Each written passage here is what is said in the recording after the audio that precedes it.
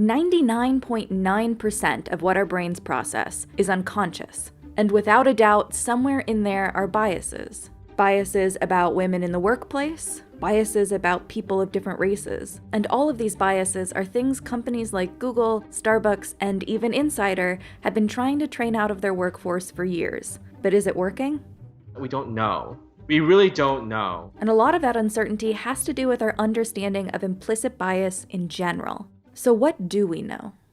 Implicit biases are stereotypes that we form about certain groups of people. Every day, your amygdala processes and categorizes billions of stimuli. And because of this, almost all of it is happening automatically. Every experience you have, every bit of socialization, every piece of media is processed and stored by a stereotyping neural network, creating a database of shortcuts that your brain can pull from. And while it's helpful to see a big metal box with wheels and immediately know it's a car, categorizing people in the same way is harmful. And that's where the implicit association test comes in. The IAT is part of many implicit bias trainings. It's supposed to establish a baseline for each participant's unconscious biases by measuring them. The problem is, we don't actually know if it does that.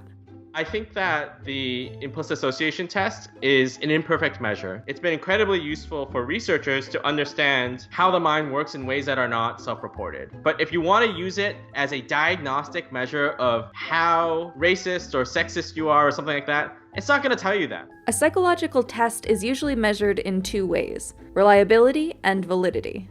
Test-retest reliability means that people should be able to take the test over and over again and get nearly the same results each time.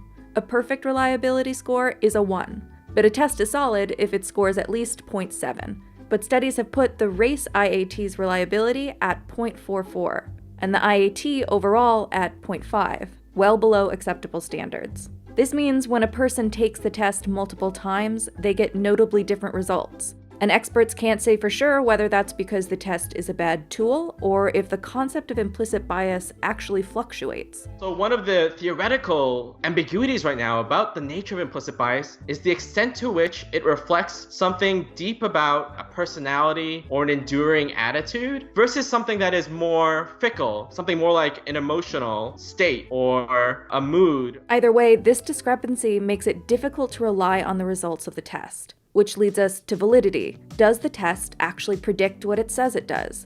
The IAT was intended to and is currently used in a way that is supposed to link implicit bias to behaviors. At least 4 different meta-analyses between 2007 and 2015 looked at this exact thing, and all of them suggest that the IAT doesn't really predict behaviors that well. It turns out that predicting discrimination is just difficult, full stop. But even if the IAT was conclusively valid and reliable, implicit bias trainings still have a problem. Acknowledging your bias does not mean you're going to act less racist.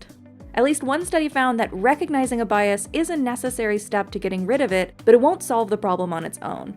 You want to make people feel enough motivation, maybe something like enough guilt or shame to be actually motivated to do something about the problem of bias or discrimination. And some studies suggest that the trainings can even make the problem worse. They have the potential to dredge up stereotypes and make a person act on them more. So how do we make sure that implicit bias trainings are effective? Standardizing the programs is a start.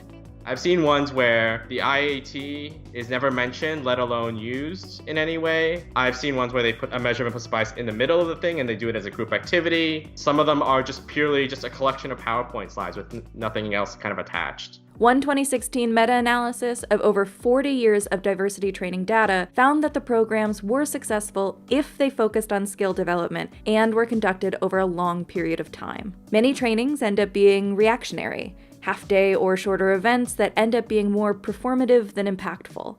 It's like using a Band-Aid to treat a broken bone instead of a comprehensive treatment plan. Exactly. You might not be so certain that any individual initiative works, but we know that generally when firms or companies have more of them, their diversity and inclusion outcomes tend to be better. Harvard Business Review found that a combination of things like college recruitment, mentoring programs, self-managed teams, and task forces have increased diversity. Diversity task forces alone boosted Black women in management by 23%. Instead of focusing on the thoughts of the individual employees, these tactics address the bigger systemic issues that make bias a problem in the first place.